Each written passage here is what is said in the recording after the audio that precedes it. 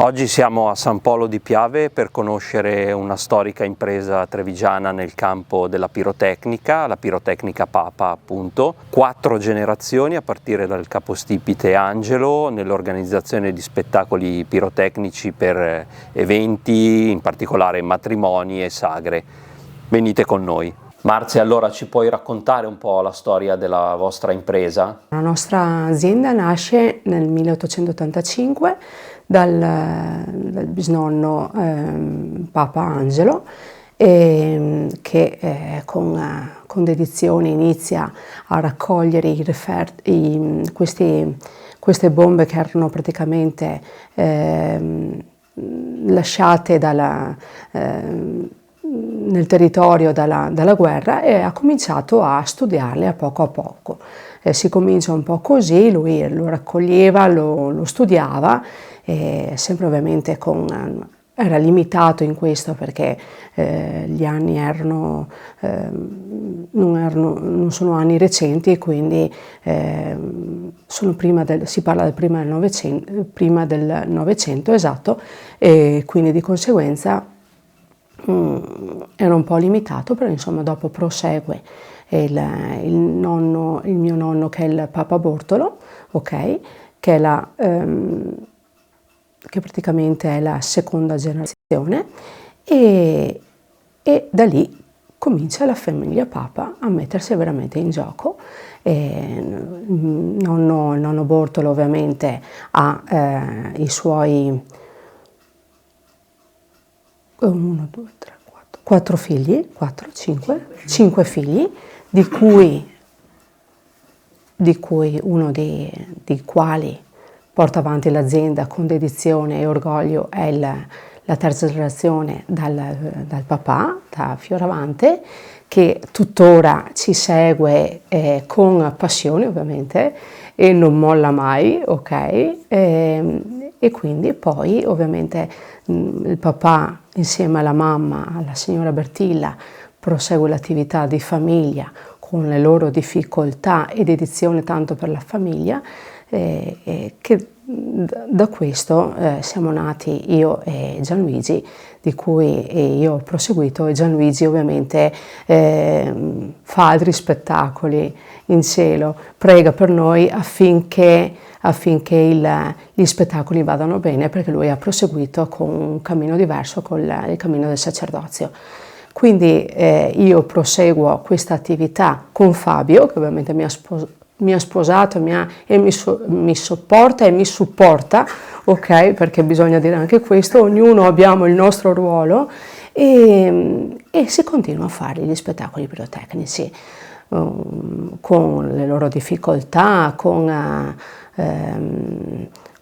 anche 2 anni passati con Covid, eccetera, però siamo ancora qua, e questo per noi è un orgoglio non da poco. Quali particolarità e quali rischi ha questo mestiere? Allora, rischio ce n'è, e non è un rischio da poco.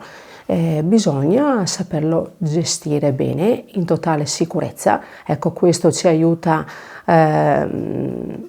ovviamente ad affrontare anche il pericolo o l'imprevisto durante uno spettacolo, anche per salvaguardare l'ambiente stesso e il pubblico. Ovviamente dobbiamo tenere delle distanze di sicurezza che non sempre sono, non è da stimolo anche per altre pirotecniche tenere. Siamo molto ligi in questo, le distanze di sicurezza sono importantissime. Ci puoi raccontare anche cosa c'è dietro, il lavoro che c'è dietro di preparazione, perché la gente, le persone vedono solo quel quarto d'ora, quella mezz'ora di spettacolo, ma non si rendono conto magari di tutto appunto il lavoro che c'è dietro. Allora, il lavoro non è poco, perché si comincia semplicemente da un sopralluogo.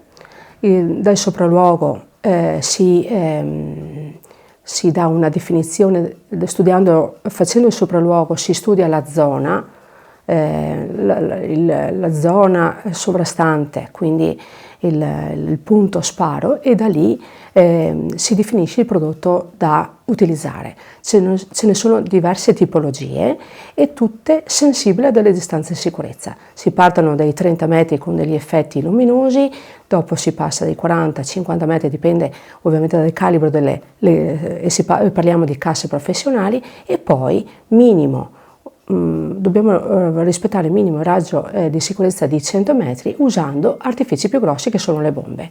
100, 150, 200 metri, dipende appunto da cosa si vuole impiegare. Ecco, da questo studio si definisce col cliente ovviamente i gusti, ovviamente ci si orienta ad ascoltare in questo momento il cliente cosa vuole,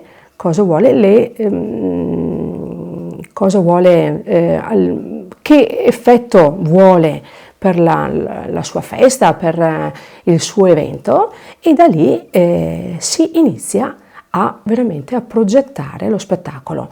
È uno studio particolare, è uno studio che si fa con molta dedizione e sapendo cosa si ha realmente anche in commercio, e questo sta a noi a scegliere i migliori prodotti per i nostri clienti, e non è un lavoro da poco. È uno studio anche proprio del prodotto, con la durata, con gli effetti, con i ritmi di ogni effetto, il prodotto deve anche dare un suo, deve avere il suo perché in ogni situazione. Non posso mettere un prodotto a differenza di un altro se magari devo creare una chiusura, ad esempio. Devo fare spettacolo, non devo annoiare il cliente finale, devo dare sempre questo senso di suspense e di meraviglia. Ecco, questo è il nostro obiettivo, è questo. E da questo ovviamente si capisce anche la passione che si vuole trasmettere, insomma. È già alle viste una quinta generazione? Ma chi lo sa, io e Fabio abbiamo dato alla luce 3 figli, però chi lo sa, adesso ancora no, penso che sia ancora prestino, ma comunque speriamo di sì, non lo so.